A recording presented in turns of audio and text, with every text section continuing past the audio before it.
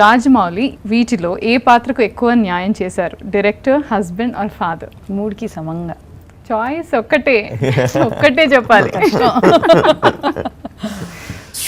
మీ సినిమాలో మీకు బాగా నచ్చిన చిత్రం Simhadri, Chatrapathi, Vikramarkudu or Magadheera? Very difficult. I will say this is rapid fire. Vikramarkudu. Rajamouli garu ఏ వంట బాగా చేస్తారు? No choice.